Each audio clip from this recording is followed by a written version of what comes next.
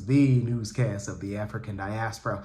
I'm your anchor, Ochanda, daily bringing you the top stories from Africa and the Caribbean. Let's take a look at today's news on Wednesday, September 27th, 2023. We go to Niger, where the French ambassador has left the country. The French ambassador to Niger has left the country barely a month after the military had ordered his expulsion. His departure also comes days after the French President Emmanuel Macron announced the diplomat's departure, along with the future withdrawal of French army from the country. Relations with France, Niger's former colonial power, deteriorated quickly when Paris supported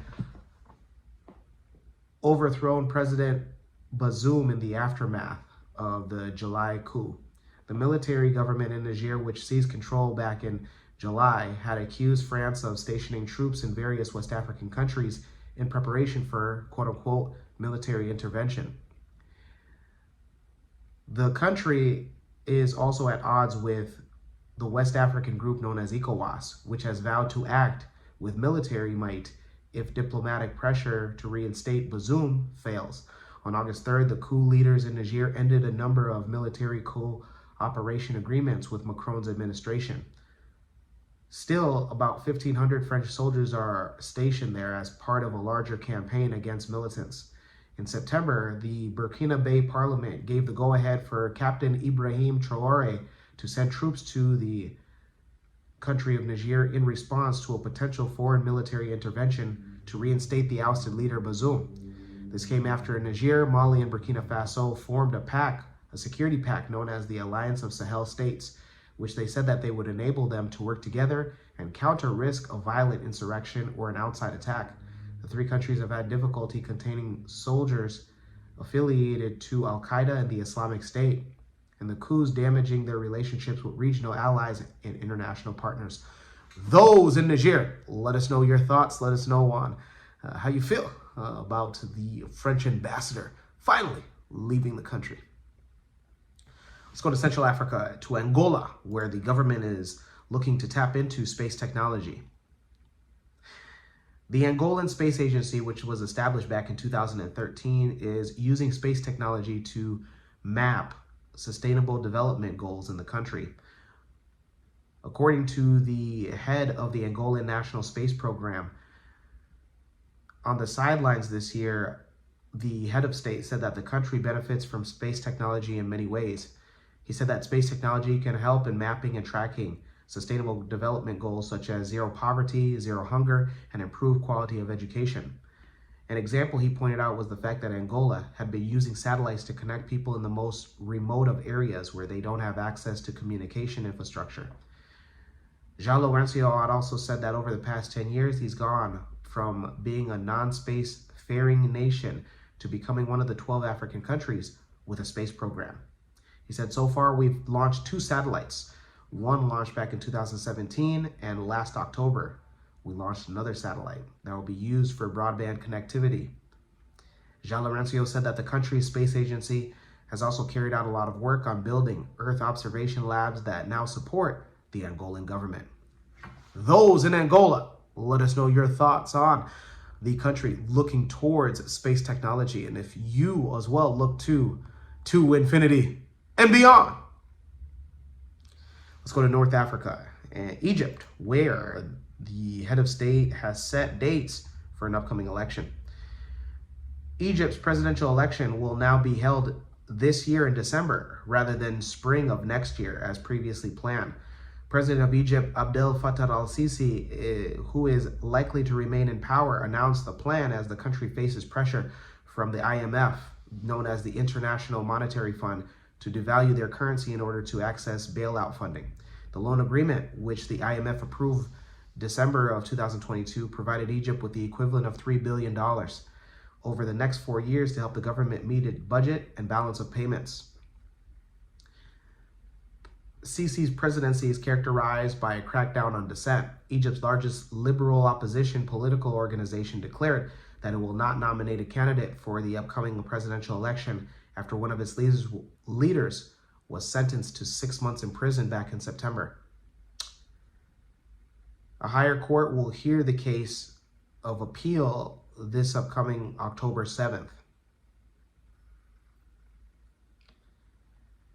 This upcoming election reminds individuals of during the 2011 Arab Spring demonstrations. Sisi was then the head of the army and said that the measures were necessary to restore stability and open the door for economic growth.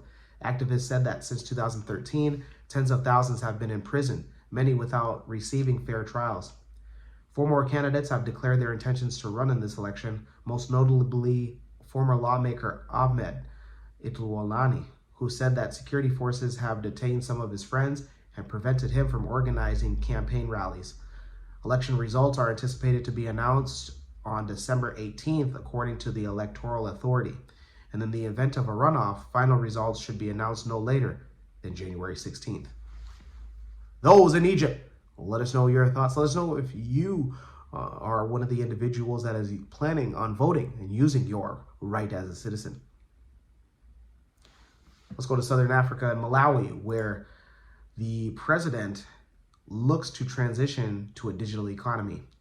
Malawi's president, Dr. Lazarus Chakwera, has called for the country to transition to a digital economy, saying that this would increase upward mobility and access to financial services. Chakwera added that transitioning to the digital economy will offer opportunities for access to services such as e-learning, e-health, and e-government.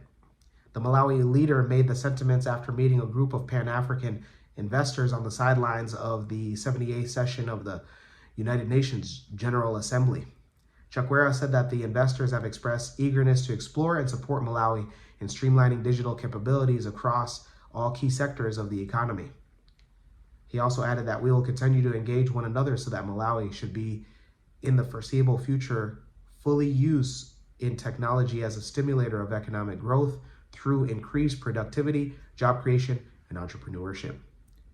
Those in Malawi, let us know your thoughts. Let us know if you're already in the tech industry and looking forward towards job creation and being more involved.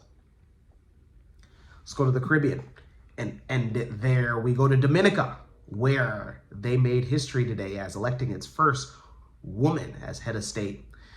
Dominica elected its first woman head of state, Sylvia Burton. By a margin of 20-5, Dominican lawmakers and 6 governmental ministers and 1 opposition legislator were absent for various reasons, but they voted in support of Sylvanie Burton, the government's nominee, who had faced a challenge from Annette Sanford. She'll be sworn into office on October 2nd. Ironically, both women are from the same territory where the descendants of the country's indigenous people, the Caribs, still reside. But the victory was overshadowed by an attempt by opposition legislator Sean Douglas, who questioned whether Burton had in fact met the requirements of the Dominican Constitution to be nominated, claiming that she was still employed as a senior public servant. That didn't stop her from securing the elect. Mrs. Burton has been a senior public servant since 2014. When she retired, she was the permanent secretary in the Ministry of Environment, Rural Modernization. She has been a justice of peace for 25 years and holds a master's degree in project management and a bachelor's degree in rural development. Those in Dominica, let us, all the way from Kush News, say congratulations. Let's stay in the Caribbean and go to Guyana, where they have rejected Venezuela's call for direct talks. Guyana has rejected attempts by Venezuela to bypass the International Court of Justice to settle their border dispute. Guyana's permanent representative to the United Nations, Ambassador Carolyn Rodriguez, delivered the rejection yesterday after the Venezuelan president, Nicolas Maduro, called for him and Dr. Muhammad Irfan Ali to have a face-to-face talk to settle the border dispute. Maduro said on his weekly broadcast last weekend that he's ready to meet and at the location of their choice in the Caribbean to resume peace negotiations and put an end to the threats. Venezuelans has long argued that 160,000 square kilometers of Guyana's internationally recognized territory is actually theirs. Rodriguez Burkett said that Guyana believes the only way to settle the conflict is through mechanisms provided by the 1966 Geneva Agreement. The ambassador criticized Venezuela's Minister of Foreign Affairs for spreading falsehoods during the presentation in the United Nations General Assembly debate last Saturday. The minister said that Guyana is becoming part of a puppet of the United States and said that Venezuela is concerned that the U.S. Southern Command will set up a military base in the territory.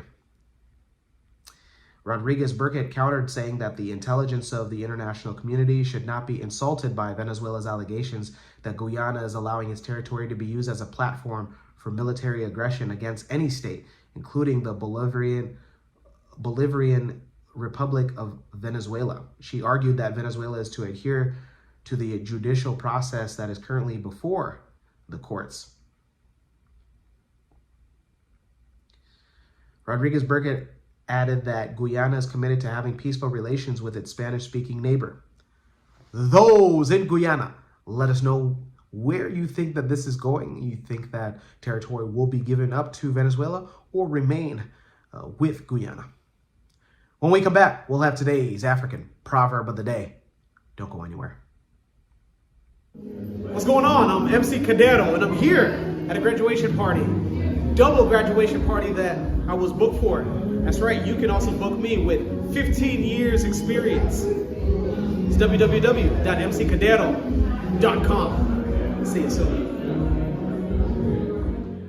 Welcome back. Let's take a look at today's African Proverb of the Day, and it comes to us from Uganda. What's going on? Land of the banana. And it reads, patience puts a crown on the head. Once again, patience puts a crown on the head. Ugandan proverb. Absolutely. To be patient with your moves is key. But also keep this in mind that once you decide that you want to act on something, that's on you. Sometimes that can be a good thing. Sometimes it cannot be a good thing. But remember, that's all up to you. Let me know your interpretation of today's African Proverb of the Day, as well as your thoughts, views, questions, comments, and concerns on the top stories. Don't forget to hit that like button. Make it your best friend. For Kush News on Kush Convos TV, I'm Ochanda. We'll see you soon.